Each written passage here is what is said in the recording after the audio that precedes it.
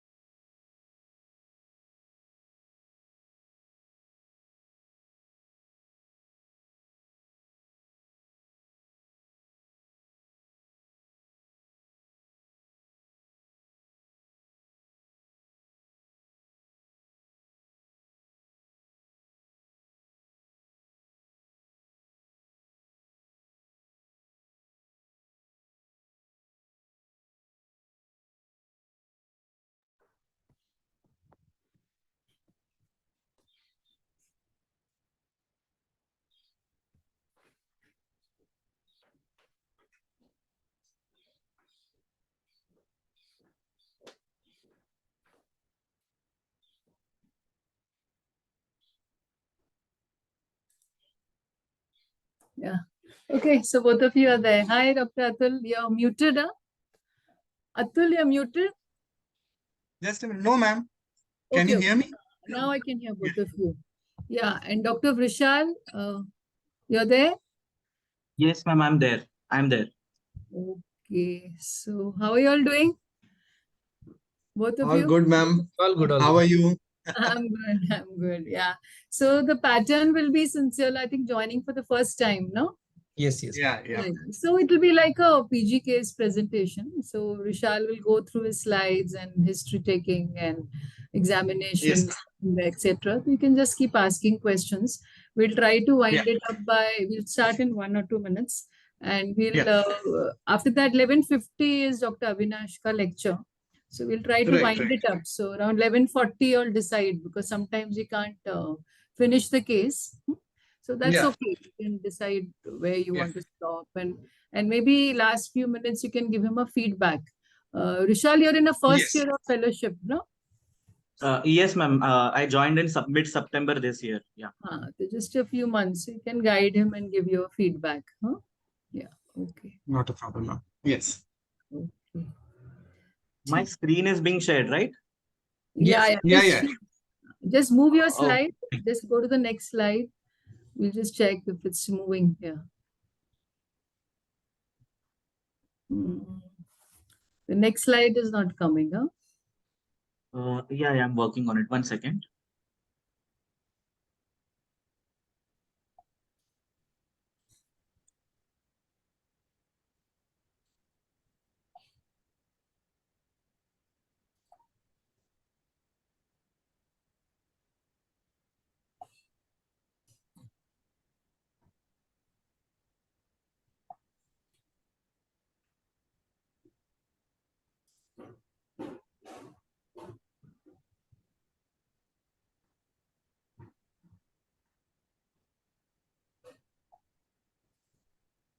Yeah, so is it, just try moving one slide, next slide and check. Yeah, now it's moving, ma'am. Yeah. It's moving. Okay. So Yes. we'll start. Yeah, Others will start. join, but I think Yeah, we can start. Yeah. So very good morning to all of you.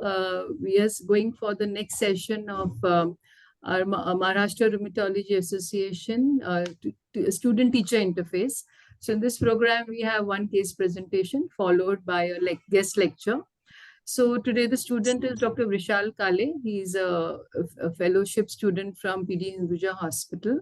And the moderators are two rheumatologists from Mumbai, Dr. Atul Gattani and Dr. Raesh Ravindran. Both have done their fellowship from CMC Vellore in rheumatology, and they're practicing rheumatologists for many years.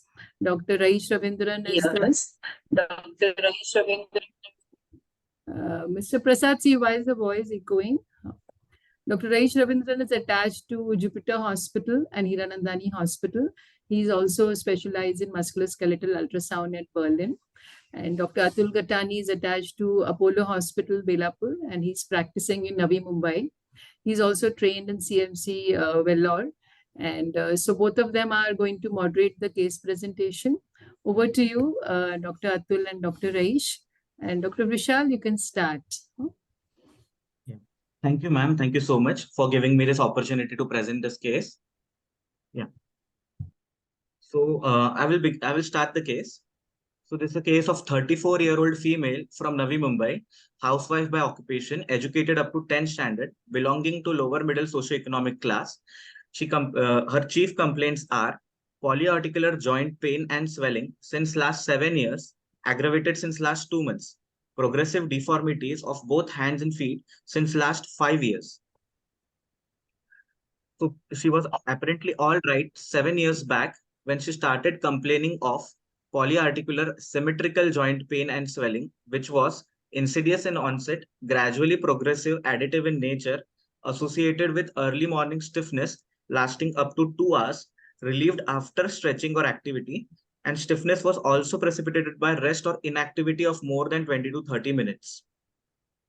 So for these complaints, she took Combiflam and said roughly 4 to 5 times a week for 3 to 4 months. This was back in October 2016. So which only gave her transient pain relief. She took Ayurvedic treatment, some unnamed medications for a span of 2 years with partial control of symptoms.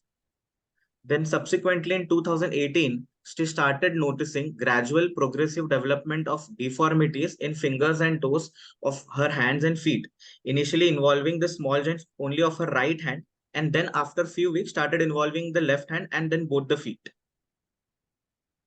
Then in September 2018, after development of the deformities, she consulted rheumatologist who started her on tablet HCQ 300 milligram once a day, tablet deflazacort 6 milligram taper over a period of 21 days. Then she subsequently lost to follow up with the rheumatologist till November 2018, and then tablet Methotrexate 15 milligram per week, that was 7.5 on Saturday and Sunday, and tablet SARS 1 gram twice a day were added to her previous medications. So patient felt 50% improvement in the symptoms of joint pain, swelling, and stiffness. Then in January 2019, Methotrexate was increased to 20 milligram per week. SARS and HCQ were continued.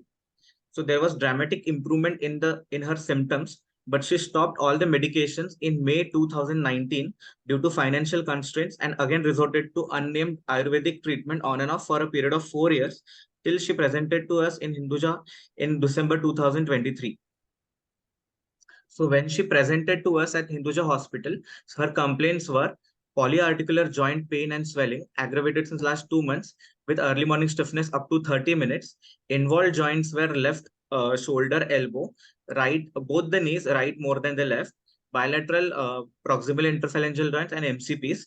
And then there were deformities in fingers and toes of both her hands and feet, which did not affect her daily activities like of self-care, household work like cooking food, washing utensils, having bath, brushing teeth, or etc.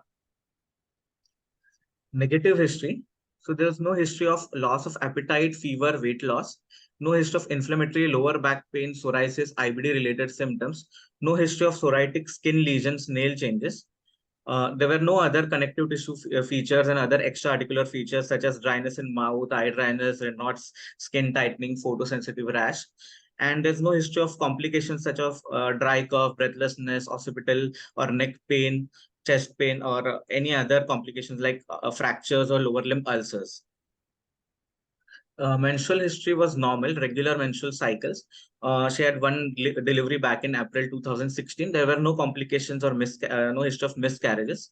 Personal history, her sleep was disturbed, appetite poor, bladder bowel movements were normal, no addictions, vegetarian diet. She did not do any exercises. Past history, there's no history of any comorbidities such as diabetes, thyroid, or hypertension. Family history, there is no history of arthritis in family. There's no history of inflammatory back pain or psoriasis in the family. Treatment history is described before, and there is no history of any drug allergies in the past. So summary based on the history. So she's 34-year-old female, symptomatic since 7 years with polyarticular inflammatory symmetrical type of joint pain and swelling associated with progressive deformities of hands and feet with no other extra articular and systemic features. Most likely a case of rheumatoid arthritis. I would like to confirm on clinical examination. Should I go ahead? Okay. Okay. Can you just tell me, Vrushal, what is the importance of socio-economic history as such? And also, I'm particularly asking you on basis of this is a rheumatology patient. Okay. So Yes. what importance Yes. is of socio-economic history in our setup? Sir, if the patient belongs to low economic, socioeconomic strata, the education level and the financial constraints are more common in lower socioeconomic class. So, the counseling of patient in such patient is crucial, especially regarding the disease duration and the prolonged treatment that is needed. Also, people belonging to this socioeconomic class, they will mostly first resort to the Ayurvedic or other type of treatment modalities for this disease. So a great counseling is needed in such people basically, and they are the patients who can present with complications because they are not been getting the disease modifying agents in these cases. Okay. Anything else you want to add? Will it affect your choice of investigation and treatment Yes. choices? Yes, preferably I will try to do only the important lab investigations. Like if I want to start on the conventional DMARDs, I will do basic renal liver function test and the basic CBC count, and not per se jump onto maybe anti-CCP or those other lab investigations, which are also costly and means patients can rather afford the medications than going for these reports. Okay, fine. I So think, yeah, Rahish, anything else? no, I mean, let him carry on with the next part. Achha. And just I want to ask you one more thing. It's about family history. You have told that there is no history of similar ailment in the family. But you have not mentioned about whether any other illnesses are there, like diabetes, hypertension, or any other thing. You have not mentioned about that in family history. So whether family members are suffering, whether there is a strong family history of diabetes, ischemic heart diseases, or something like that. Yes, sir. I have Yes. not mentioned. So Yeah, so in you her close family, you in should her, include that. yes, sir, Yeah. yes, sir, sure, yes. Yeah, I'll just ask one question. So, you said no rash, So when do you get rash in rheumatoid arthritis? Rash, ma'am, it can be if the patient is having SLE also, like lupus patient, they may have photosensitive rash, basically, ma'am. Even rheumatic vasculitis can present with some rash, ma'am. And if rheumatic arthritis can be associated with other connective tissue disorders which can present with rash. Yeah, so Like, vasculitis is not really rash. It's more of a, papillary lesion which can ulcerate. yeah, purpura, yeah, But yeah. patient may say it's rash. Yeah, okay. Anything else was important here? Any of the medications after 6 to 8 weeks can cause a rash, which you should be very careful about. Steroids, ma'am. Steroids can also present Steroids, with what rash. rash will they cause? Steroids will Like, cause. Sorry? yeah, dry skin as well as acne lesions are also common if steroids are taken, which can present as rash over trunk and the back at times. Okay. Any DMARDs which you may use may cause rash, and you have to be very alert about it because mortality is very high with one of the medications that we use in rheumatoid arthritis. She Ma'am, was on medications on and off. Huh? yeah. She was on hydroxychloroquine HCQ medicine. Even that can cause rash and skin darkening, as well as hypersensitive reaction with SARS can also cause a rash What about in certain leflunomide? patients. And What can leflunomide do? Some very devastating rash they can get, which can very high mortality. yes, ma'am. Yes. Which one? Which one? Dress syndrome. What is that? You heard of it? Yes, ma'am. Yes, ma'am. Drug-related eosinophilia, ma'am. So the liver function tests are deranged, and that eosinophil count is high. And the rash history, it is after 2 weeks from the drug taken. It is not an acute presentation. The rest, it presents from 2 weeks up to 2 months after the drug intake, basically. And leflunomide is one of the drug for Up to dress. 8 weeks. Yeah. Okay. Good. Yeah. And based on this summary, what you have given, you have said that it is the most likely a case of rheumatoid arthritis. Would you like to give some differential diagnosis to this? So this is case you have mentioned in summary that this female is having polyarticular symmetrical type of joint pain associated with swelling. So would you like to conclude on provisional diagnosis that this is a case of rheumatoid arthritis, or you want to give some differential diagnosis? I would like to keep differentials of maybe psoriatic arthritis. In this one, after the examination, I would look for any skin lesion involvement, whether there is DIP involvement as such. And the other polyarticular causes, like I will have to rule out viral as it has been very prolonged and more than 6 weeks. This has presented. So more for years, this disease duration is there. Maybe seronegative spondyloarthritis maybe, and I will have to search for other connective tissue disorders which can present as polyarticular inflammatory joint pain like SLE or maybe other Sjogren syndrome or anything else also with rheumatoid arthritis presenting with this case. Out of all CTDs, which connective tissue disorder is more likely to present like this? Inflammatory joint pain along with swelling. So you sometimes you get confused whether it's rheumatoid arthritis. Most SLE, sir. Lupus. No, it's more likely means like MCTD. Basically, MCTD can have this kind of features where joint pain is a predominant symptom. Okay. Okay. Yes, sir. Yes, sir. Okay. Can a patient with the primary Sjogren syndrome can present with the predominant joint symptoms? Yes, sir. Can present. I think so. Yes. Yeah.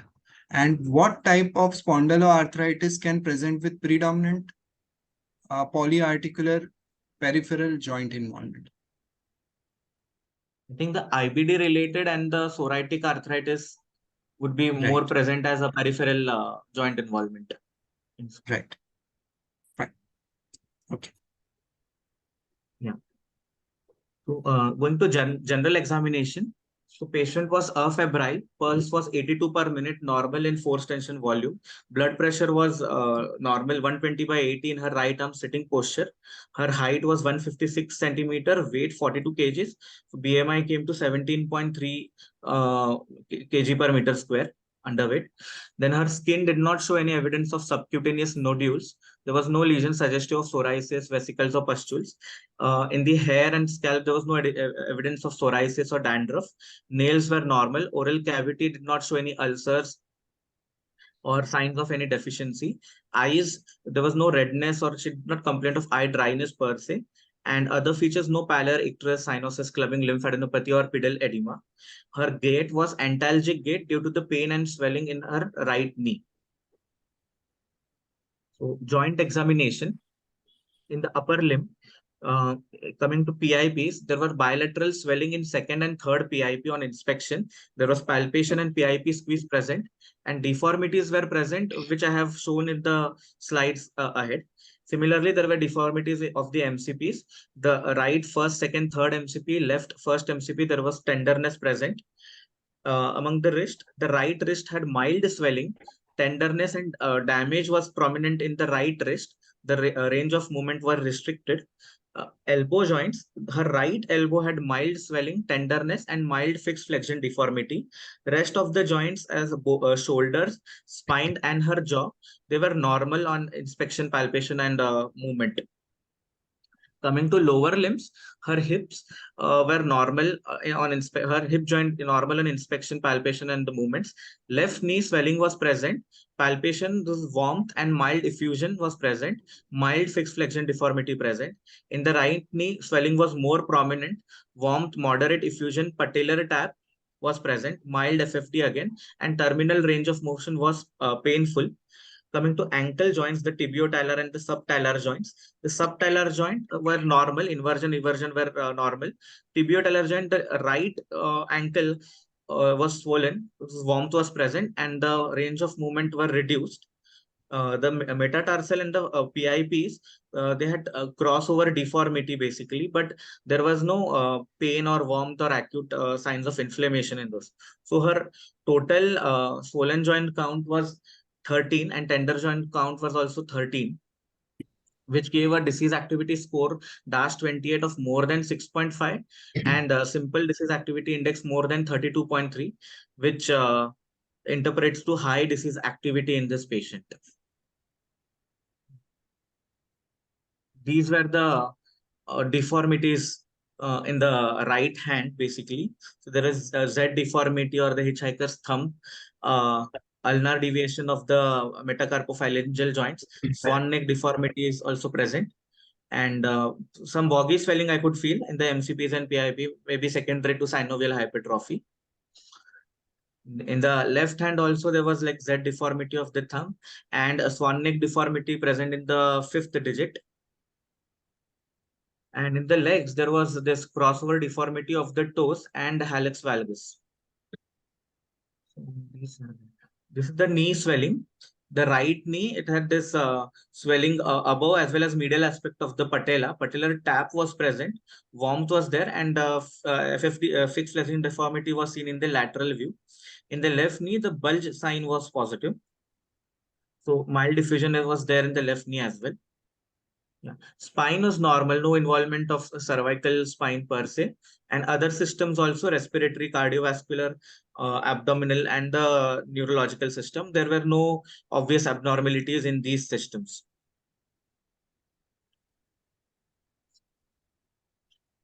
Okay. Okay, so on examination, yeah, Raish, you can. okay.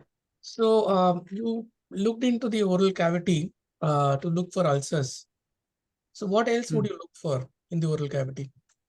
I will look for sir signs of she's a female and just to rule out SLE, maybe dryness in mouth by salivary pool below the tongue. I will see. If for the deficiencies in the mouth, I will see if there is loss of papillae on the tongue. I will rule out. Even periodontal swelling or any signs of foul odor, halitosis or anything of that sort, because many times oral cavity infections are also associated. So just to rule out those things, and dental caries as well. Yeah, what's the And important? the ulcers on the hard palate is present. What's the importance of dental caries? Why is it So, important? dental, um, How does it help? so dental caries. Why would you look for dental caries? You said you look for dental caries. Sir, certain microbes, Porphyromonas gingivalis and other microbes, certain microbes are associated in the pathogenesis of rheumatoid arthritis, and dental caries may be even us. No, no, sir. Like, Yeah, sorry, so sir. basically, see, dental caries is an indirect marker for a dry mouth. Okay. Okay, so secondary Sjogren's or primary Sjogren's, the patient has recurrent dental caries. You should asking this in history also. Do you have recurrent visits to the dental clinic? Okay, so that will give you a very good clue, okay, of dryness of mouth, because patient may not really come out with that history. So recurrent dental caries or a very, not so old lady having dentures. So early dentures, okay, is also an indirect Okay. marker for dry mouth and probably Sjogren's. You said you will like to rule out psoriasis in that patient by looking at the skin. Mhm. So you didn't find anything specific in the skin, right? No, sir. No. Yeah. So what are the occult areas where you would look for psoriasis? So I will first check the scalp. Scalp is very commonly affected. Even behind the ears, it can be common. Behind the neck, and even the extensor aspect of the elbows and the Hmm. could be hidden. Occult, Maybe even the back and Occult the areas. occult yes, sir. areas. Yes, sir. Yes, sir. Yes. Which are the other ones? Some The you hidden areas which you normally don't see, but you should. yeah, like the on the back, the natal cleft there can be present at times. Um, and behind the ear, Basically, umbilicus, Well, gluteal folds. okay. So you should see. Ah, Where else can you see? Probably, signs of psoriasis. Did you look at the nails? yes, sir. Yes, I did look at the nails, but there were no signs of pitting or longitudinal ridges or onycholysis or subungual. Matlab, no signs, nail characteristics, basically. Nothing, no? And Yes, you sir. mentioned there was no pedal edema. So what's the importance of pedal edema in a rheumatoid patient? Pedal edema, sir, especially if the patient is hypertensive or any cardiovascular involvement is there, pedal edema can be present. Other could be there is this RS3P syndrome. It's more common in elderly patients, males more commonly, where the relapse, remitting symmetrical synovial and pedal edema is present, pitting edema is present in those patients, and it responds to steroids mainly. that is usually in the hands, but not really pedal edema. So rheumatoid with pedal edema, if she had pedal edema, and you know that pretty much it is rheumatoid, right? It's long standing, not Yeah. treated. Um, So either cardiac involvement or kidney involvement can be there. Maybe amyloid as a complication may be affecting. Yes. So patients can present with amyloidosis in a long-standing rheumatoid arthritis. So they can come with pedal edema. Any other thing that you would ask for in a patient with rheumatoid with possible amyloid history-wise? You should ask for bowel movements. Patients can present with chronic diarrhea, with amyloidosis, with long-standing RA. Okay, so these are the history that you should ask for when you're probably suspecting, amyloid, especially when you're having a pedal edema. Yes, sir. Okay, Thank and you. you said rheumatoid vasculitis. You look for rheumatoid nodules and all those things. So, who are the people who are prone for getting rheumatoid vasculitis? Mainly long-standing rheumatoid arthritis, which is not controlled. Yes. If both RF factor and anti-CCP both are strongly positive in the beginning when we assess the patient, if that is there, and more common in females and elderly patients maybe. Okay. So basically, rheumatoid vasculitis is more common in males. Oh, Yeah. okay. So if a male patient comes to you with long-standing rheumatoid with nodules, okay, rheumatoid nodules, so he has a very high chance of getting rheumatoid vasculitis in the future. Okay, it's a male patient with long-standing disease, rheumatoid nodules, high rheumatoid factor titer positivity, so high titer positivity. So there are a few markers that probably, in the future he may get rheumatoid vasculitis. Okay, so it's a male dominant thing. Yeah, Oh, talking okay. about vasculitis, what are biwater lesions? You talked about the lesions on the nails, on the hands. Any Yes, idea? yes. In the nail folds, mainly those lesions of small purpuric lesions are less than 1 millimeter diameter. Yeah, so they are I don't also know in due detail. to vasculitis, but these patients don't get systemic vasculitis. Right? Huh. Yeah, so these are also rheumatoid vasculitis lesions. Yes, ma'am. Yeah. So one more thing, you have said that eye examination is normal, right? Yes, sir. No Yes. redness. So what exactly you have seen is like how you have seen what you have done in eye examination. I have Just it is your checked her. visual interpretation or you have done something more. No, actually, I want to get. Have planned to get her Shermer's done, Shermer's test mainly because she may not per se complain of the dryness. I checked for redness in the lower sclera. If there is any redness, many patients with dry eyes, they have redness there, so they may not complain per se of the dry eyes, but they may have that redness which is hidden in the inferior aspect of the sclera, basically. But I would like to do Shermer's in this patient just to rule out to confirm the dry eyes, no absence of dry eyes. Yeah. Right. And other thing is like you said about fixed flexion deformity in knee. Yes, sir. Yeah. So this FFD in knee means how you said mild or something up to it? I have said mild, sir. Yes, sir. Yeah.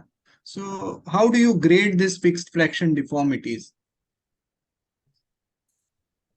Why you have said Sir, that to be mild? because the extension of the knee was not complete. Just slightly, it was in the flexion, sir. But I don't know the exact degrees of the mild, moderate, severe of this. But I have seen, I have read it before, but I am not able to recollect Yeah. the exact degrees. No problem. No problem. And you have said that a hip joint is normal. Yes, sir. Yes, sir. Okay, fine. And you have provisionally diagnosed at the end of the history taking that this patient is having rheumatoid arthritis. Yes, sir. So what are the supportive findings on examination to confirm that this is rheumatoid arthritis and not other form of inflammatory polyarthritis? Can you summarize them? Yes, sir. Yes, sir. So, basically, the other close differential in my mind was psoriatic, which mainly present as a oligoarticular mainly, not yeah, and there is sacroiliac involvement in psoriatic arthritis. So her spine and there was no SI stress was also absent in her case. So and DIP involvement was also not distal interphalangeal were also not affected in her case. There were no signs of other SLE features in her per se, butterfly rash or any dryness or Sitka symptoms or parotitis or of those sort. And this lumbar spine flexion extension, lateral flexion was also normal. So spondyloarthropathies was also like history of it was not suggestive of spondyloarthropathy per se. And any other features of like Raynaud's phenomena or some proximal muscle weakness or basically other connective tissue diseases. Those features are also not present in her history and examination as such. And she did not give history of any fever, long-standing fever, or any of that sort to think of any other causes either, or history of fever also before these symptoms or anything like that. Okay. Yeah. And With what these you deformities, sorry, And yeah, ma'am, please. I just wanted to ask, with so many deformities, what other hand complications she's can get, like, untreated, long-standing deforming rheumatoid, with so many deformities at the wrist and the hand. Is she prone to some other problems? she can get callosities maybe in Hand. her. Hands usually they don't get callosities, no? Ma'am, since it's a long-standing RA, then there can be osteoporosis also going on hand in hand with the RA. It was not controlled, so maybe fractures, Okay. erosions. Osteoporosis, osteopenic fractures, one. What else? Tendon attrition. Okay. Some of it, because of the deformities, you can get finger drop, thumb drop, because of tendons can get attrition because of these deformities. That is one. And second thing is Okay. carpal tunnel prolonged sometimes. They can get median nerve. Yeah. Yes, ma'am. Yeah, yes. Okay. And in the CNS examination, you have said that no neurological deficit. So what kind of neurological deficit would you expect that this patient of rheumatoid arthritis will have? One like ma'am just said, even this carpal tunnel syndrome is very common. Other like mononeuritis multiplex, or mainly we are worried about the cervical vertebrae though. But because of now extensive use of DMARDs at early stage, so cervical involvement is less common. But cervical involvement, this basically C1 C2 subluxation. Uh, Hmm.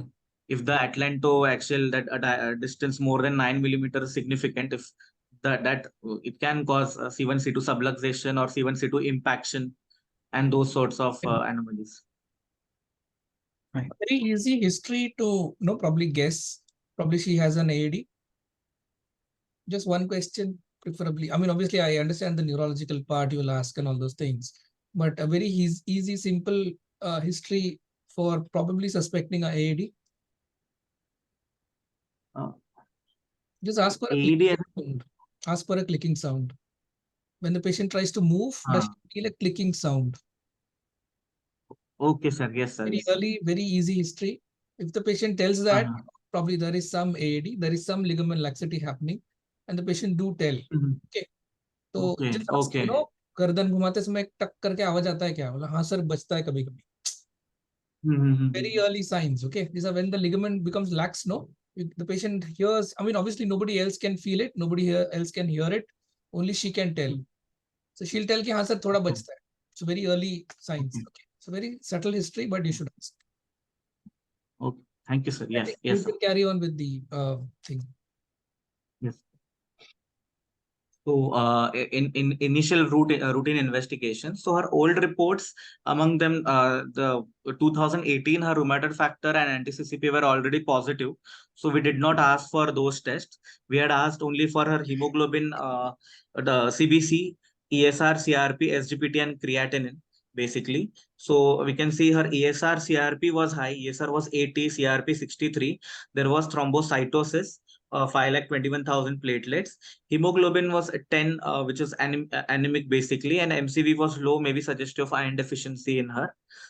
And yeah, creatinine was normal, 0.8 milligram per deciliter. So this was her X-ray, last year's X-ray mainly.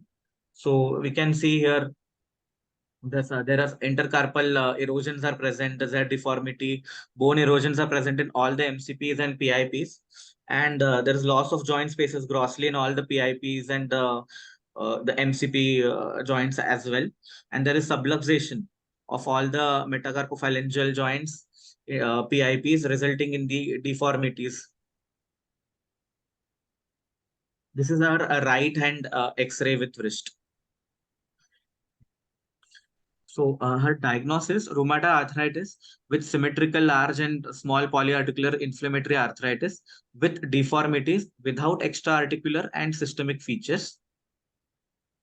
So treatment, Okay, so we counseled her regarding.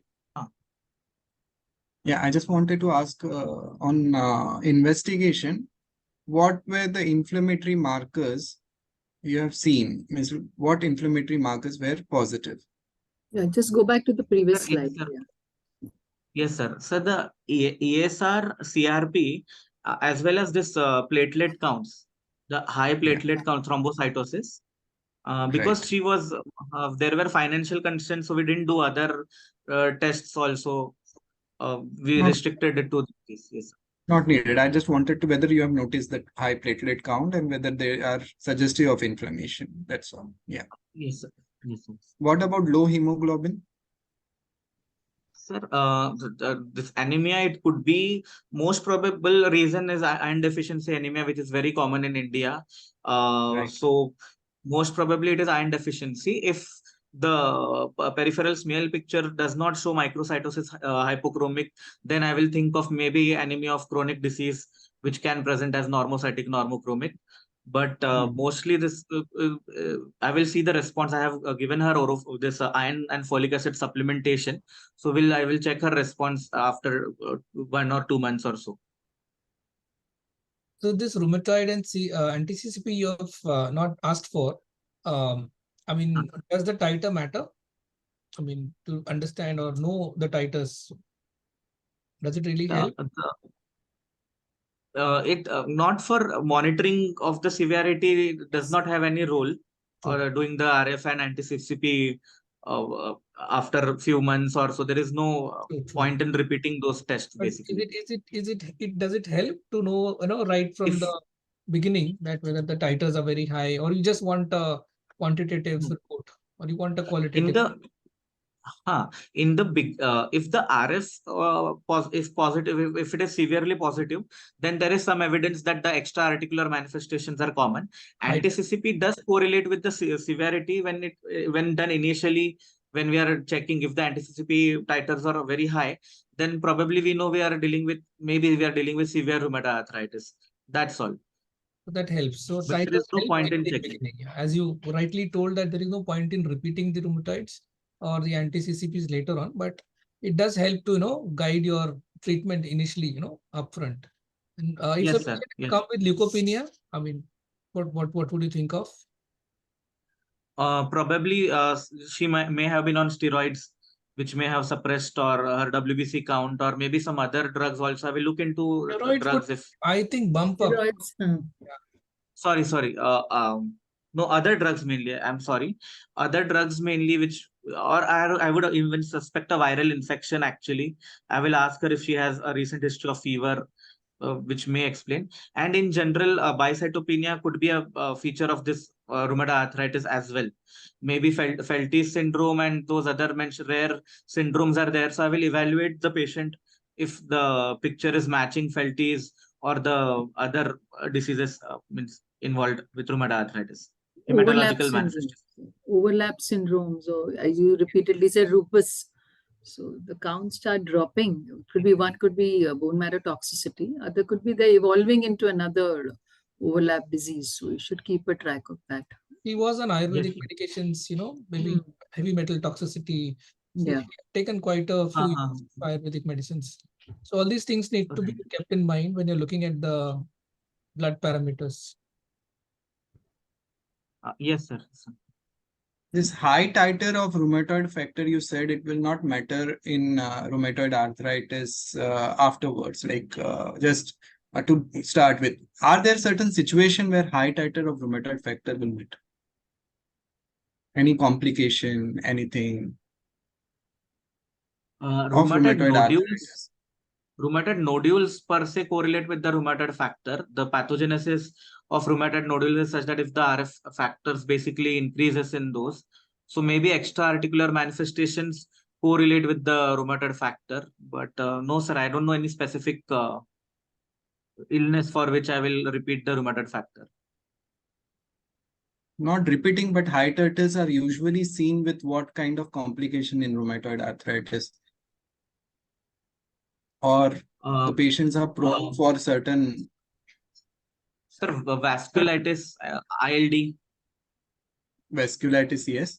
And does high rheumatoid factor can cause any particular type of vasculitic condition?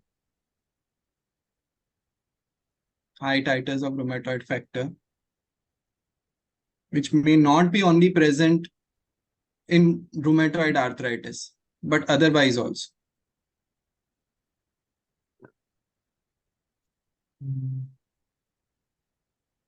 Cryoglobinic, sir, vasculitis. Yes, right. Would you want to take an Okay. X-ray of the spine, I mean cervical spine for this lady? Since she is not symptomatic, I mean, she's not giving it that type of history, and her movements are normal. The cervical flexion, extension, even the lateral rotation, everything. So mostly no, sir, no. But with so much of But deformities in if place. Yeah. she's no, if she's sorry, sir, if she's she needs any operation in future, maybe, or any procedure like intubation or something, since she is a case of rheumatoid arthritis, then in those times I will advise X-ray cervical spine, just to rule out that cervical sublux, maybe subclinical subluxation or some of that sort. So in Fine. long-standing diseases, especially with so much of deformities, I would prefer that, at least have a baseline cervical X-ray done. Okay, so that, if Okay. there's any subtle early signs of AAD, obviously you can be a little more aware and, tell the patient to when you're exercising, it helps the physiotherapist also to guide Okay. exercises, because sometimes neck exercises, shoulder girdle exercises, these things can be focused when you have a very early subtle signs of AAD. So I would prefer that in such cases, not every case, obviously, with a lot of deformities, Right. extending disease, cervical X-ray always helps. Yeah. Other Yes, thing sir. is that if they are so so severely osteoporotic, and if they need treatment for the AAD, you have to treat the osteoporosis aggressively. Otherwise, suddenly something will happen. The surgeon will not be able to operate also. Yes. So it helps Right. in multiple ways. Yeah. Not every case, obviously, cases like these. Yes, absolutely. I think Yes, we'll go on to treatment, I think, because we Yes. just got some Yeah. little time left. Yeah. So, treatment of the patient. So we educated the patient regarding rheumatoid arthritis in detail. We even advise her exercises after the flare, basically, that and advise physiotherapy as well. Then we started her on injection depometrol. We gave a stat dose of 120 milligrams. And then injection methotrexate 20 milligrams subcute injections once weekly. We had advised her, and tablet SARS 1 gram twice a day, HCQ 300 milligram at night, calcium and vitamin D3 supplementations, and the iron folic acid supplementation 5 days a week for 3 months. We advised her to follow up after 6 weeks with CBC, ASR, with the CBC, ASR, CRP, SGPT, and creatinine to know the drug response. How is she responding to these medications? SARS and HCQ, because she was already started on these medications by the rheumatologist, we had continued those, and basically we had increased her Folitrax from 15 to 20 milligram subcute injections for good better bioavailability, and for the acute flare that she was having, many of her 12 joints were actively involved, swollen, and it was the end feel of the arm was soft tissue like. So we had given her a depometrol injection, 120 milligram stat dose. So what is the difference, like from what doses does the bioavailability for Boratrax change? I mean, subcute injections and all may be difficult for many. So at 15 milligrams, or suppose you're giving 15 milligrams, will subcu versus oral matter? Yes, sir. Yes, sir. If we want to give doses above 15 milligram, it is better to give the drug subcute. The viability is far better than the oral methotrexate. Okay. At 15? Up to 15 is also fine to be given oral, maybe 7.5 on Saturday and Sunday. But the moment we are giving 15 or more than 15, actually, the preferable to give subcute injections.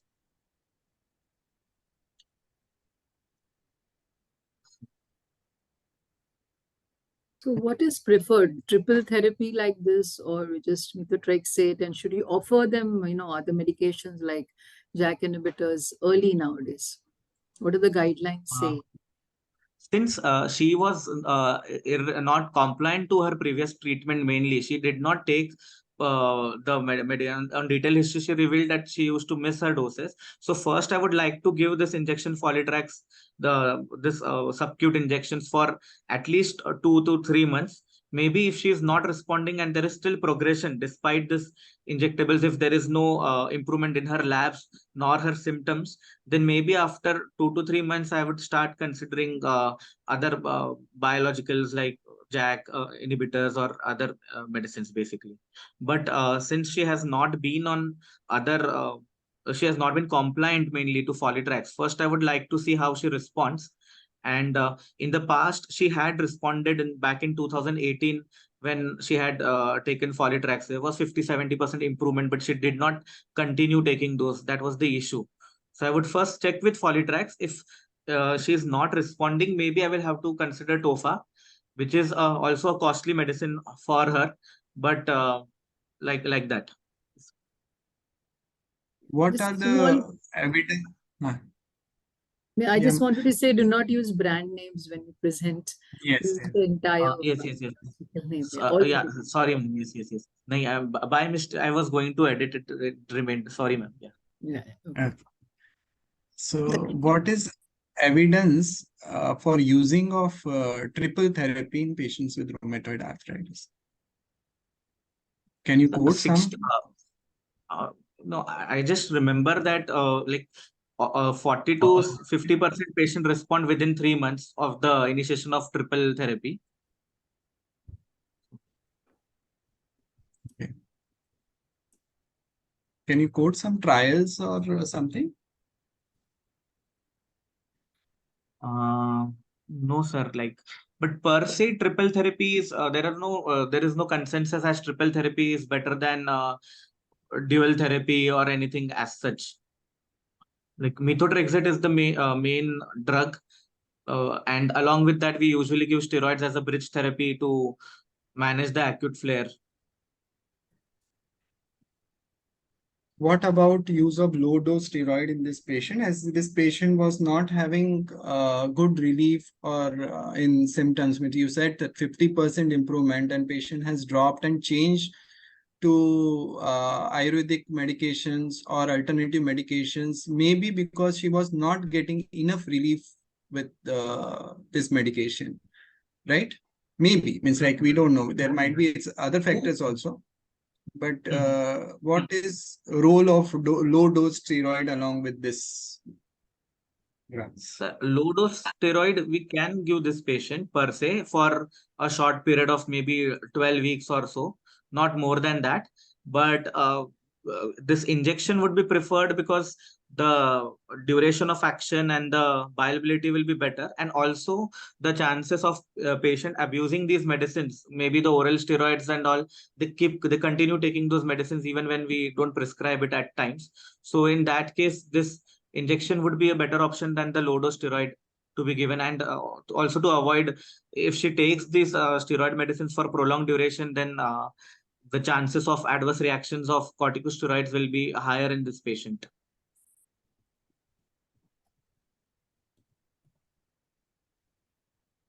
How will you like to monitor this patient? Like now we have asked her to follow up after 6 weeks.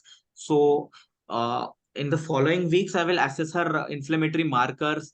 I will even check her hemoglobin levels, whether it is responding to the iron folic acid supplementation. And in the examination, I will check if in the history first, I will ask if the early morning stiffness has that improved or not. The joint pain and swelling, how much is the improvement? I will document the improvement which she says, monitor her disease activity scores 3 monthly maybe to see. So basically, my target would be to achieve remission in a span of 3 to 6 months. Possibly in 3 to 6 months, I will plan to achieve complete remission or at least a low disease activity score. If she is not responding adequately, then I may have to consider JAK inhibitors or other medications, oral medications preferably. What is the role of physio, orthotics, and diet? Because now she's a very long-standing disease, looks very malnourished, a lot of deformities. So how would you plan? Yes, sir. Like we have advised her, physiotherapy, regular exercising is crucial for maintaining the bone health, and nutrition as well, like eating curd and yogurt and other for the calcium supplementation. Huh. So we have educated her regarding the importance of nutrition and exercise. And if the I mainly asked for, because she has so many deformities, I mainly inquired if she has a difficulty in any of her daily activities, because she told she does all the activities such as cooking, doing the dishes or washing clothes, and she is self-sufficient in terms like she can get out of bed on her own and do all those activities. So per se in this patient, I will not have to think of any joint replacement or any arthrosis or those sort of procedures. But Orthotics. orthotics, yes, sir, yes. Because orthotics can still prevent further joint damage. So Yeah, always keep in splints, I mind. can. So role of physiotherapy and occupational therapy should never be undermined. Okay. So very, Yes, very sir. important for all these kind of patients, and prime them right from the beginning. Okay. So very, very important. So we focus mainly on the drug part, but always try to focus more on the physio and the occupational therapy part, because that helps Yes, in the long run.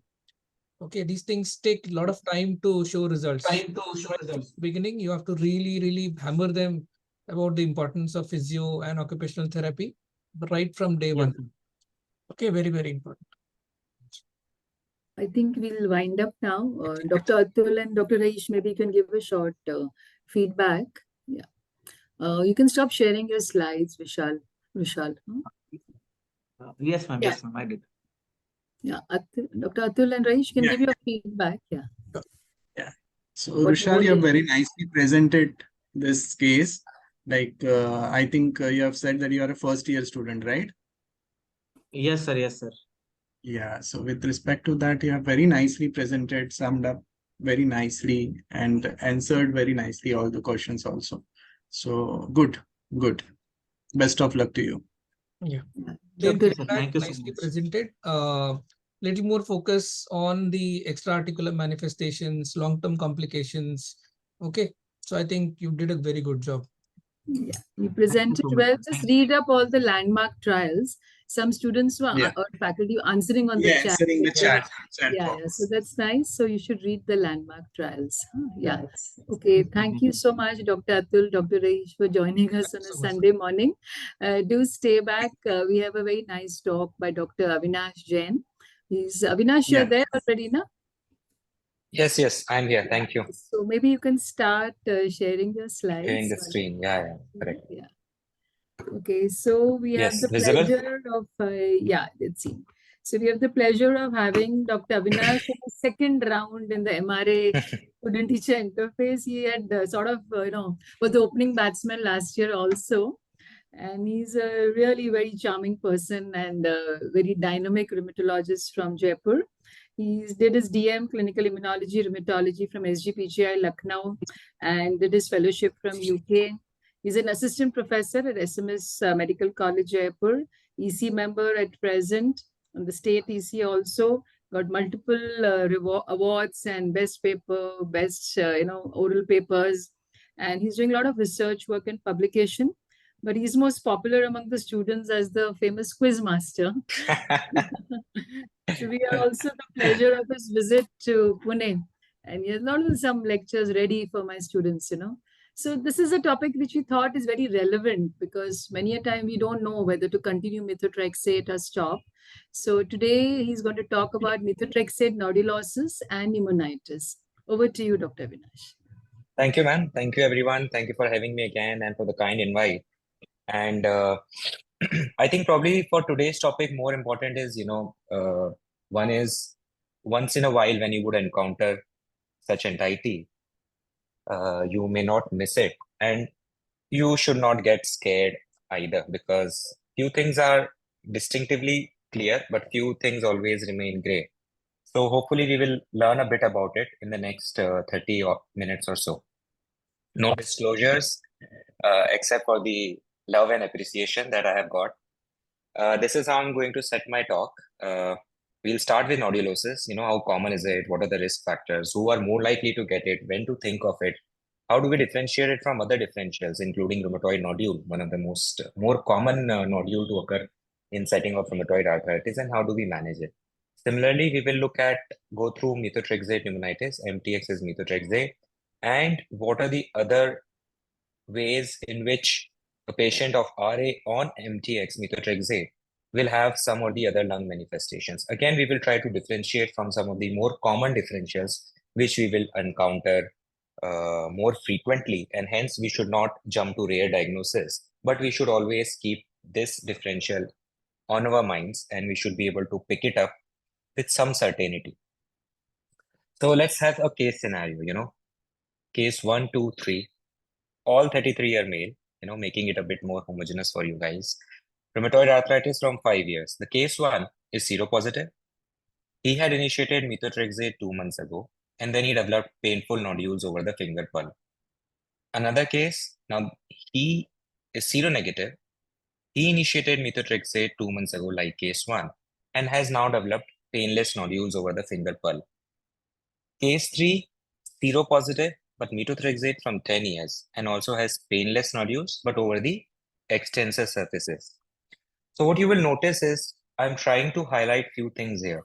The positivity status, when has the methotrexate been initiated, how long he has been taking methotrexate, are these nodules painful or painless, and where are they located?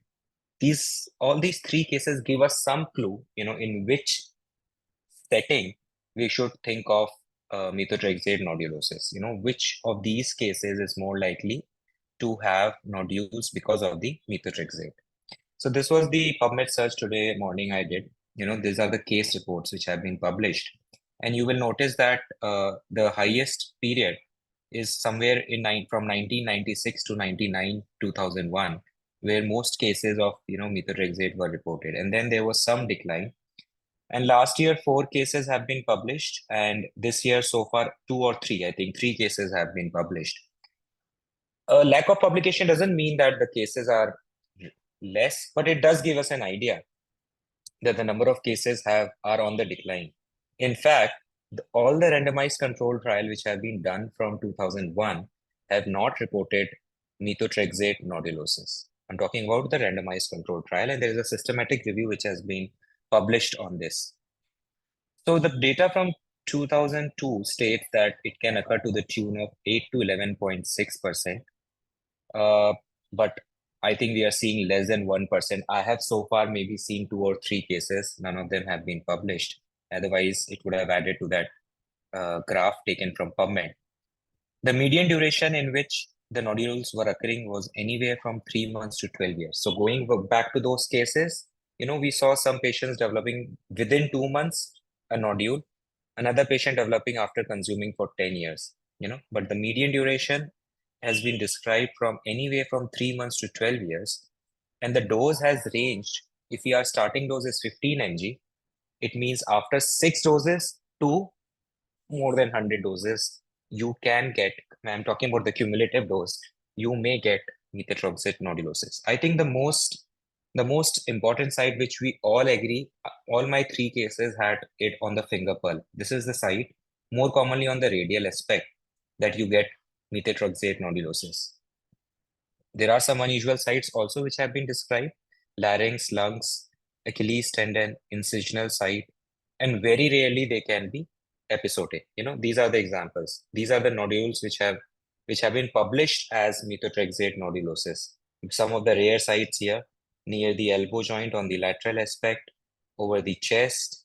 These are some uncommon sites. The most common site is the fingers, the finger pearl. That gives us a clue. Now, how do we differentiate from rheumatoid nodules? The clue lies in the size. They can vary from 0.3 to 2 centimeter, generally painless, and they are often multiple. And I think the most important clue probably is the rapidity of onset. Unlike rheumatoid nodule, which are more insidious.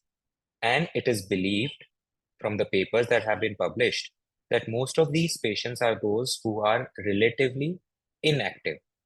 They do not have active extraarticular manifestation when these methotrexate nodulosis are being reported or manifested by these patients.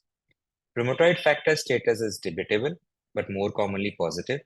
And most of the papers have not found association with disease duration. So in our cases, while trying to highlight disease duration, I was trying to bring the point that disease duration may not be a point that might refute or rule in the diagnosis for methotrexate nodulosis. Now, when you compare to rheumatoid nodule, they can be as large as 5 centimeter. They are also painless generally.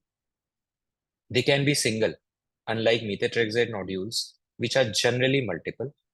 They are more common on the pressure sites. Insidious onset. Smoking increases the risk of rheumatoid nodules by the odds ratio is around 7.4. So those patients who are smokers are more likely to develop rheumatoid nodules. They did not find such an association with methotrexate nodulosis. Another very important point that has been highlighted is generally these patients are those who are active. Somewhere the disease is active. In fact, people have talked about if there is an increase in the size or the number of nodules, rheumatoid nodules, you'll have to be wary about some or the other extra-articular manifestation happening in these patients, including vasculitis. So I think these are some important clues that might help you in differentiating this from a very common differential of rheumatoid nodule. The size, the numbers, the site, the way they have come, and what is happening in areas away from the joint, that is the organs away from the joint.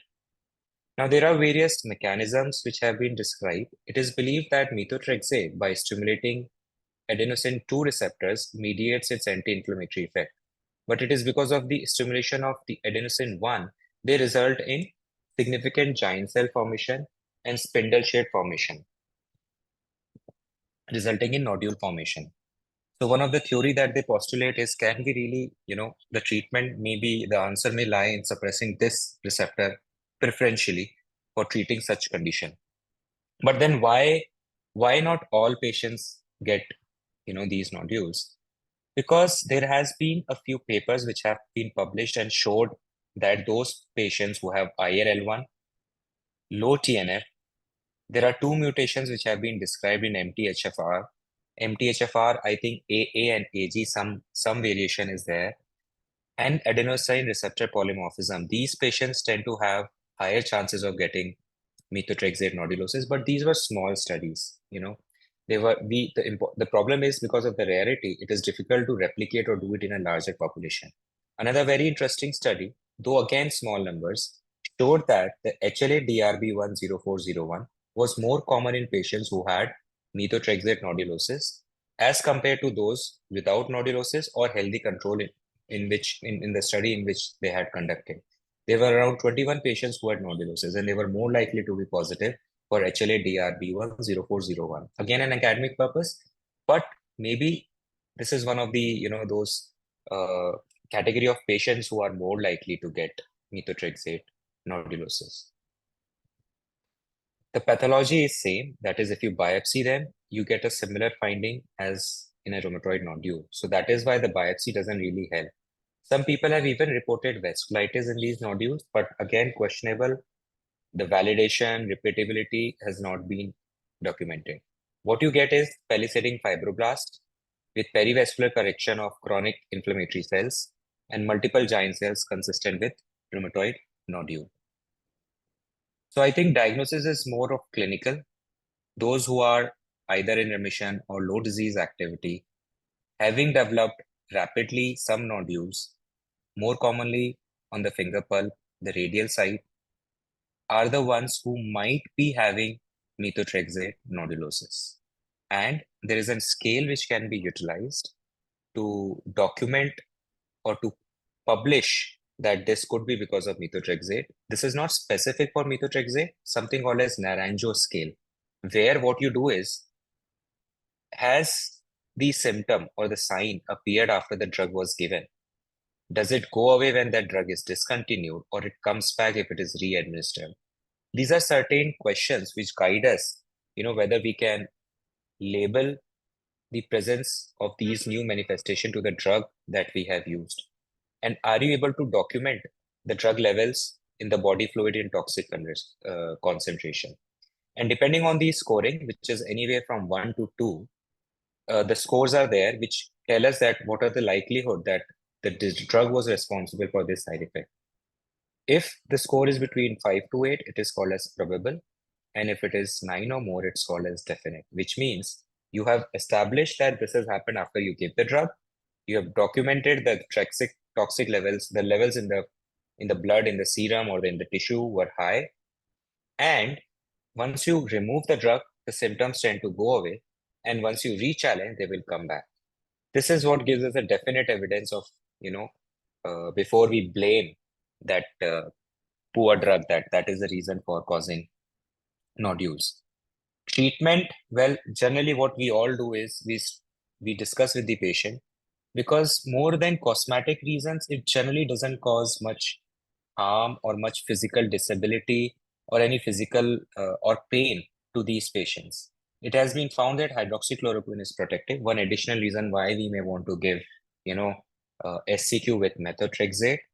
And some people have tried drugs like azathioprine, colchicine. Papers published before 2002 have used penicillamine and have shown some regression.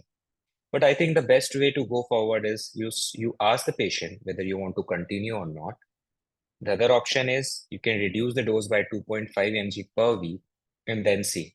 Generally, it takes 1 to 13 months to completely resolve. And often they would spontaneously regress whether you do or not do, whether you pick it up or not pick it up. Medications like colchicine and SCQ can be tried in some subset of patients. What you should not forget is there are reports of methotrexate very rarely when used in psoriatic arthritis and GIA, which indirectly gives us a clue that there is something with rheumatoid arthritis, that the use of methotrexate results in nodulosis more in patients who have RA rather than some patients of psoriatic arthritis, GIA, and once in a while we keep using it in AS as well, or sometimes as a steroid-sparing agent in vasculitis. But most commonly, it has been reported in RA. So there must be some HLA linkage there, or something common between the disease and the use of methotrexate, that we get more commonly these nodules in patients who have RA.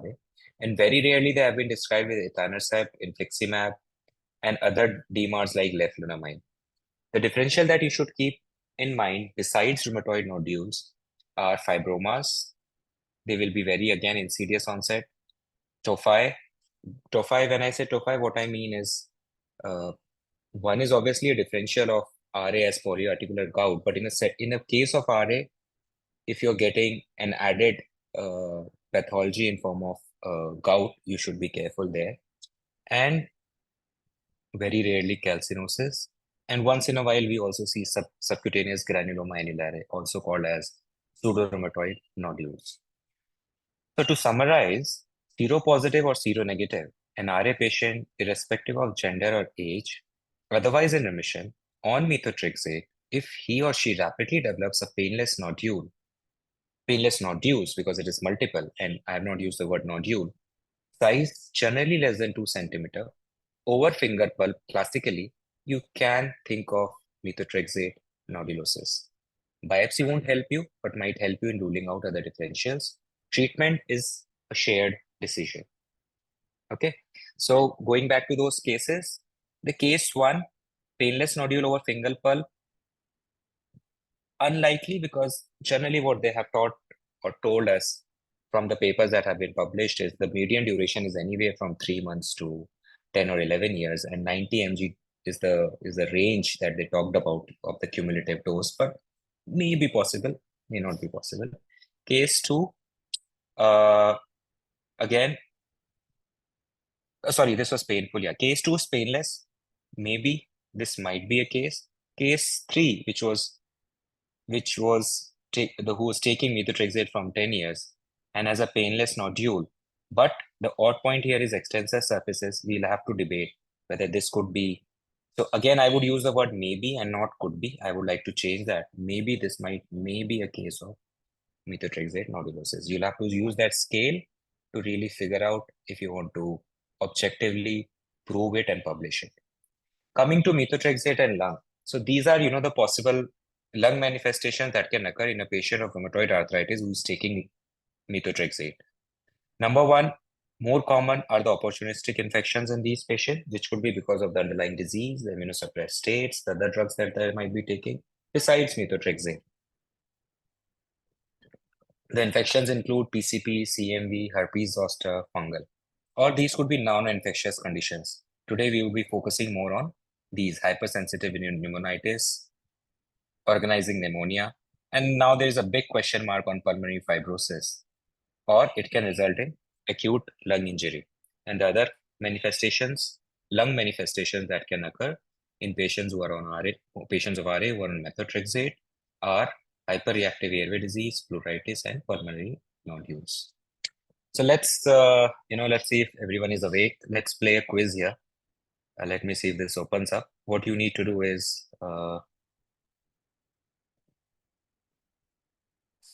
so if you can see, is this screen visible? The Kahoot screen, or do I need to change the screen? We can just see Okay. your link. I don't think we're not able to click on it actually. So Okay, 1 second. Let me resume share.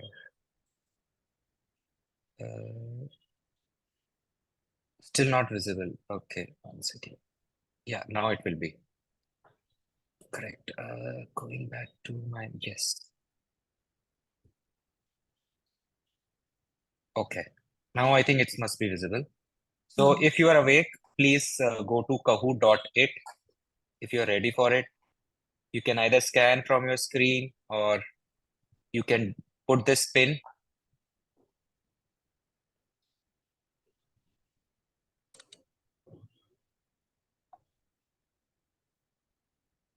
Kahoot.it and put this game pin. And then let's see if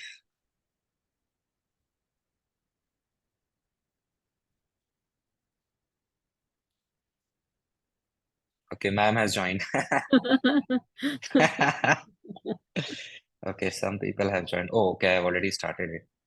So the question is, a patient of rheumatoid arthritis, he has been initiated on 39-year male, he's a known case of RA, has been initiated on methotrexate from 12 weeks. He comes with fever, dyspnea, cough with expectoration, mildly elevated eosinophil count. What do you think this is? Infection, pneumonitis due to methotrexate, or we'll answer after the lecture?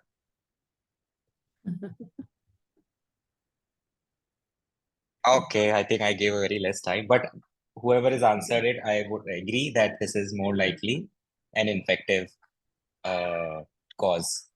So I'll go back to my presentation. Here we go. Share. Yeah, I think it's visible. So probably the clue here was cough with expectoration. Now let's take each and every symptom one by one. What exactly is happening? So a very good systematic review was published 2 years ago. These are the studies which were trying to say that methotrexate, we'll first focus on ILD part, whether methotrexate can really cause interstitial lung disease. So these were some of the studies where they had reported possible cases of ILD 1, 1, 1, 2, trying to say that it was probably because of methotrexate.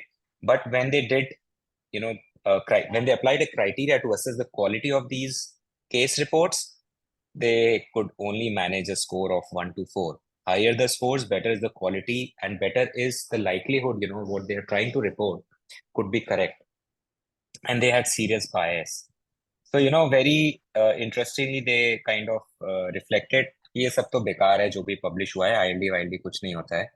And then there were studies where they showed that they rejected that the methotrexate causes fibrotic ILD. Again, very good evidence, very good quality studies, some amount of moderate bias in some studies, but otherwise low bias.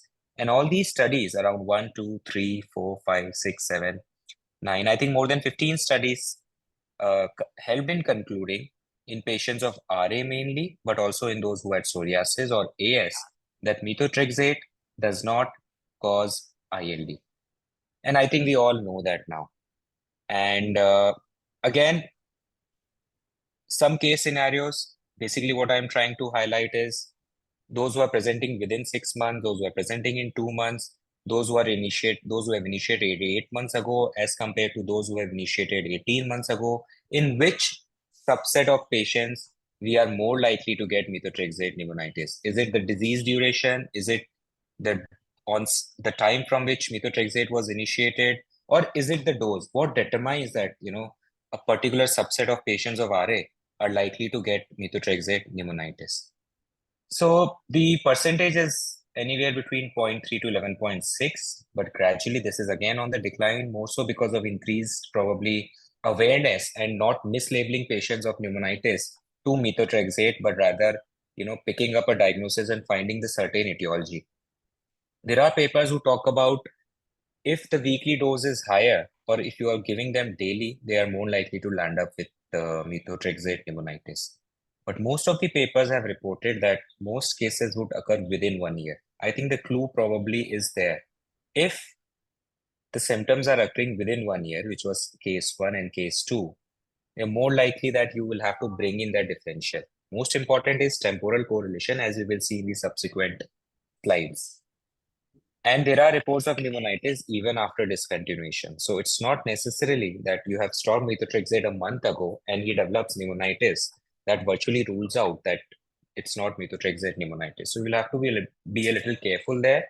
But it's a rare diagnosis. I would like to tell the students you should not really jump to methotrexate pneumonitis in all your cases where you're using methotrexate. We all know how beautiful the drug is. It is our anchor drug, and it has helped most of the papers which have shown more than 10 years of data has shown how good it is in preventing mortality. Now there are some risk factors which are clearly defined. These are the clues which are very important.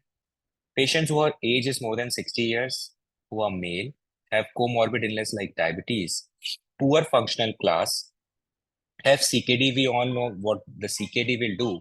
If the EGFR is less than 50, we anyways give only 50% of the dose. And if it is less than 10 to 30, we tend to avoid methotrexate in these subsets, not just because they cause cytopenias, but they may also cause pneumonitis. Hypoalbuminemia, previous use of DMARDs, and some Japanese studies have shown, though the European could not confirm, that HLA A3101 is associated with increased risk. And one very interesting paper published from New Zealand showed the importance of latitude. And such is the beauty, in which they have captured their data, that they even could analyze and tell us that with every 1 degree increase of latitude, there is 16% increased risk of getting methotrexate pneumonitis. What does pre-existing lung disease does is it's one of the risk factors. These patients may more likely to develop pneumonitis. But again, that doesn't mean in patients who have subclinical ILD, PFTs are normal, the 6-minute walk test are normal, you get scared in using methotrexate in these patients. Now compare this to rheumatoid arthritis associated ILD, more common in those who are smokers, who are positive, who are seropositive, and who have active disease elsewhere, but that is in the joints. And this was a study which was published with around more than 8,000 participants, to be precise, 8584. And they showed that the overall risk is not much of getting pneumonitis. The relative risk is only 1.1, and not pneumonitis, basically any lung disease with methotrexate. And in that, more likely it is infectious rather than non-infectious. And there was no increased risk of death due to lung disease in these subset of studies where methotrexate use was compared to those patients who were not using it. Also, this was basically reporting of methotrexate pneumonitis in randomized controlled trials which have been conducted. This was published in 2014. And what you will notice, after 2001, no RCTs have reported methotrexate pneumonitis. Something very interesting, that because probably with the increasing ability to pick up other causes, we are not labeling pneumonitis to methotrexate. So what is most important is patients of RA on methotrexate, when they're coming with non-productive cough and dyspnea, particularly in the first year of treatment, has acute to subacute onset. When I say subacute, it means less than 8 weeks duration of the symptoms. 60% may have fever and only 35 to 40% will have eosinophilia. That too more common in the subacute variety. And one interesting point that most of the papers were published, including the systematic review, have shown that if you check the peripheral blood count, the lymphocyte counts are decreased in the periphery. But when you do BAL in patients with less than 6 months of methotrexate use, you get neutrophils more likely, as compared to patients who get pneumonitis after 6 months of use, you get lymphocytes more likely there. Something called as the compartmentalization phenomena, which we also see in sarcoid. Periphery में lymphopenia है, but BAL में करेंगे तो lymphocytosis मिलता है. The other thing that you may get are chills. So fever with chills with non-productive cough might be a clue. Malaise, cyanosis, hypoxemia. They may also have some cutaneous manifestation due to the drug. Pleuritic chest pain is very rare, and ultimately you have to stop and see if you're confused, The most important differential cause will always be infective, particularly if they have expectoration and if the WBC count is more than 15,000, So among these cases, these were the two cases where the onset was acute to subacute, more likely to be methotrexate pneumonitis, but more common within 1 year. Some studies have shown that dose has an effect. So maybe a higher dose, you may more likely be thinking of methotrexate pneumonitis. Multiple mechanisms have been taught, including hypersensitivity reaction, direct toxic effect through P38 MAP kinase pathway, indirect effect, EBV has been implicated, that because of the associated EBV infection, they may develop, or activation of a latent viral infection, they may develop pneumonitis. So diagnosis is a more of exclusion. Clinical clues are very important, and we'll go through some of the criterias. Among the radiology findings, you can get anything from patchy areas to diffuse GGOs with or without reticulation or consolidation. And very rarely you may get centrilobular nodules. Sometimes you also get bilateral symmetrical lower lung zone irregular reticular opacities with architectural distortion. So a patient of, RA started on methotrexate. If you see these non-homogeneous opacities, if you do an HRCT, these will appear like GGOs. They are not consolidation. But once the drug was stopped, there was almost near complete resolution of pneumonitis due to methotrexate. This is the mosaic appearance. Some faint GGOs you can see in the CT scan, which are very not well defined. They're ill-defined. Like I mentioned, bronchoalveolar lavage is more for ruling out other infections. The findings, there are no, pathognomic findings which might give you a clue. But they say that if you do it if the symptoms have come within 6 months, you will more likely get neutrophils. But if you get more than 6 months, you are more likely to get lymphocytes. And there also, the ratio of CD4, CD8 ratio might give you a clue. But again, it's not very specific. Lung biopsy is only reserved for those cases where you thought of methotrexate pneumonitis, you stopped the drug, but still the manifestations continue to happen. You might want to, rule out other causes, particularly malignancies. If you do a biopsy in a, classical case of methotrexate pneumonitis, you will get some inflammation there. Possibly, you can also get non-caseating granulomas. Some scattered eosinophils, like in the periphery, you were getting in 35 to 50% cases.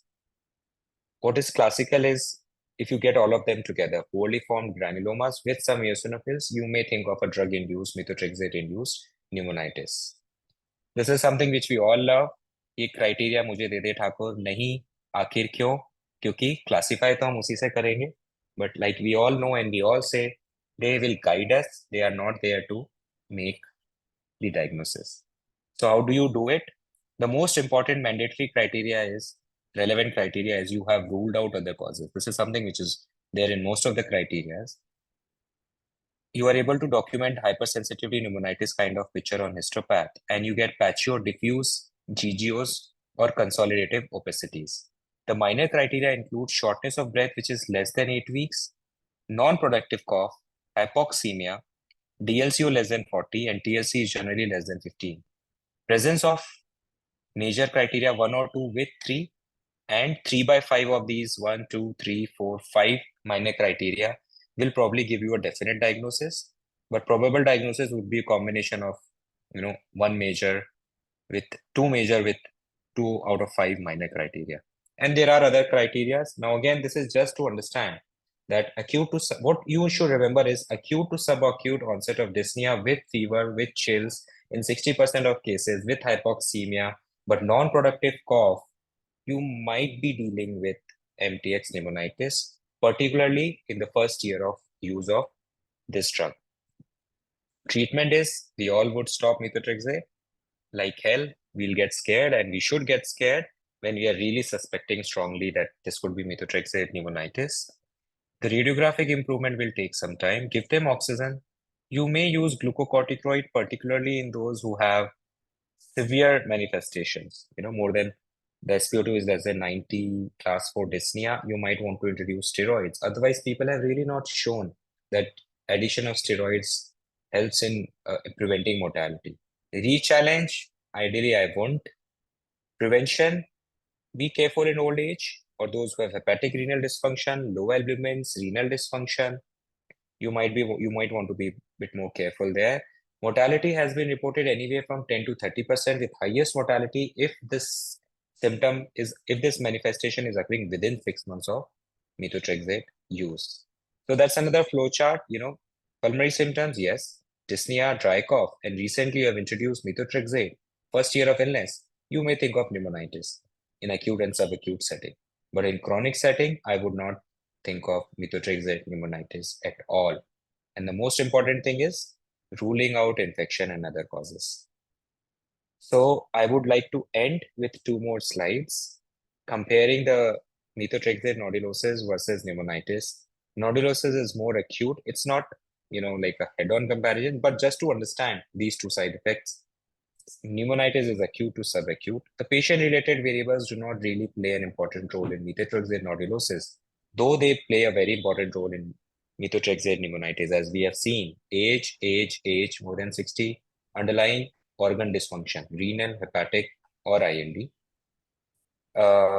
Sites, again, more common with fingers. Methotrexate dose has no relation. Probable relation, higher dose, daily dose, more likely to get methotrexate pneumonitis. This can occur anywhere between 3 months to 12 years, more common in the first year. More of a clinical diagnosis. There are criteria which can be used. Biopsy doesn't help in methotrexate nodulosis, but in pneumonitis, you may get poorly formed granulomas with some scattered eosinophils. You generally discontinue methotrexate in pneumonitis. Here, it's a shared decision. You have to take a call. So this is the end of my talk today. Again, trying to drive an important thing.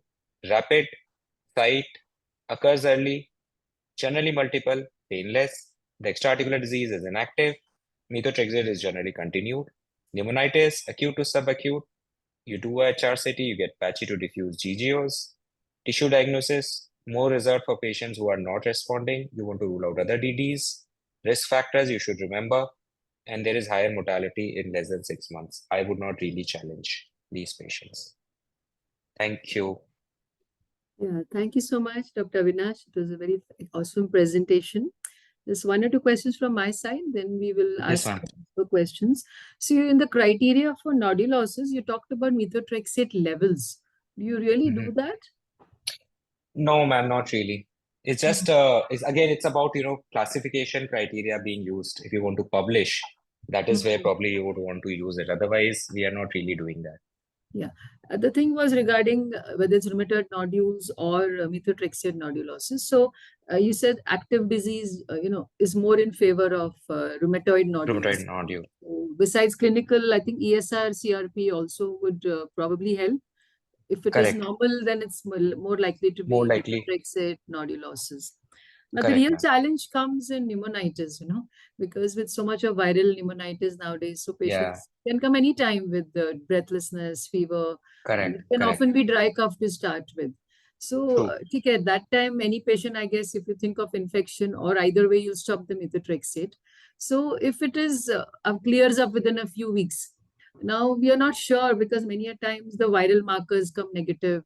You didn't do a BAL, you didn't grow anything really to prove infection. So if you should really deny the patient methotrexate or if it resolves, you should try at least once. So, ma'am, this is this is again a very challenging question and a gray area. This, matlab, if I'm not able to find any risk factor, you know, age भी ठीक थी, renal dysfunction भी नहीं था, hypoaluminemia was also not there, and more than 4-5 years of methotrexate he has been using, and it was not the classical 1 year, I might be more confident in restarting. Having said that, even if other risk factors are not there and it is happening within first year, and I am very much limited on resources, the eosinophilia like we saw is only occurring in less than 50% cases. It's a very difficult situation. It's a difficult situation to really prove or disprove. Ultimately, I think it boils down to resources, what we should do. Maybe Now, with discuss the with the availability of patient. these, yeah, with the availability of these biofire panels, we are able to pick up so many cases which were going undiagnosed and we were just calling them viral pneumonias. This might be a clue. The other clue probably could be in the blood counts. If you're getting more of thrombocytopenias, raised OTPTs, again that can occur with methotrexate. But yes, if there is a collection of these symptoms, the cough becoming a little more productive, though it was dry to begin with, and what is happening in the society, the viral pneumonias are on the spread, the flu ka season chal raha hai. I might be a little more confident there. But I agree, एक case तो ऐसा आएगा ही, where you might not be sure. Yeah. Thank you. Dr. Sunil or anybody else wants to ask? Dr. Sunil, are there, no? Any other Yes, I'm there. questions? Yeah, I'm yeah. there. Please ask. Very much. Yeah, sure. Thank you. I recently had a lady like this who presented very acutely with the differential of hypersensitivity pneumonitis within 3 months of starting about 15 milligram methotrexate. But then eventually the chronicity has more behaved like an RA-related interstitial lung disease. Very frankly, I'm still not sure whether, because the way it manifested very acutely, it almost looked like a hypersensitivity pneumonitis case. But then Correct. eventually the chronicity, the fibrosis developing, and now she becoming more like an interstitial lung disease. So that was the question. I don't know, is there any literature on the resolution time of this entity once methotrexate has been ordered, or you may have chosen to give steroids? Correct. So the papers which have been published talk about radiographic regression in up to 11 months is the cutoff that they have given. They had given a range of, I think, 13 days to 1 month is what they have given, the time to resolve. But like in your case, that is why probably it brings us down to this question that, if we had an awareness or a knowledge that we auscultated her, she had some basal Krebs even to begin with, but she was agreed not symptomatic, we would know she had probably subclinical ILD, which we really did not chase because of money problem or resources. We didn't do an HRCT. But with that background knowledge, whether it was an acute exacerbation of ILD versus MTX, that might give us a clue what was there on day one when we had started her on methotrexate. So a good examination, if we are not busy, most of us are busy, but a basal examination of the basal area might give us a clue. Chest X-ray may or may not pick up, or अमीर patient है तो we have lots of resources. So Thank you. Anybody else? Dr. Kaveri, Dr. Sasikala? Anybody else would like to ask any more questions? Yeah. I'm Dr. Rasamne. I'm listening to your deliberation from the UK. Okay. I must say it was a fantastic revision. Coming to the methotrexate pneumonitis, one has to think about it. And if you don't think about it, you don't diagnose it. Because, and nowadays what's happening is these patients who become short of breath on pneumonitis go straight to the pulmonologist before they come to us, because we have these super specialty hospitals, etc. And they go there straight. And unfortunately, it does not strike them first. They're all more interventional rather than clinical nowadays. So I've had only 2 cases over the years. And, it required a great deal of suspicion. We missed them in the beginning. Eventually, one of the ladies ended up with IV solimedrol. Even now, after having given IV solimedrol, she landed upon a ventilator and we lost her. So I think it's a question of high index of suspicion. And when you do suspect it, the best thing to do is stop it and go. I mean, I know it's very difficult in areas where we cannot investigate them extensively. Go for the Correct. steroid. Don't take a risk, because it's not worth taking that risk nowadays. From my short experience of only 2 cases, I would say that this is something that you need to have a high index of suspicion. And as for methotrexate causing lung fibrosis, I think there are papers and good evidence to say that methotrexate does not cause lung fibrosis. We have a large number of patients with psoriasis on methotrexate, and none of them have lung fibrosis. So this is a simple contribution, but I must say I've been listening to this at 5 o'clock in the morning here because I saw your password. And thank you. It was very interesting. And I have also revised my medicine. Thank you very much. Thank you. Thank you, Dr. Rajamani, for joining us. Any of the students? Aditi, would you like to ask something?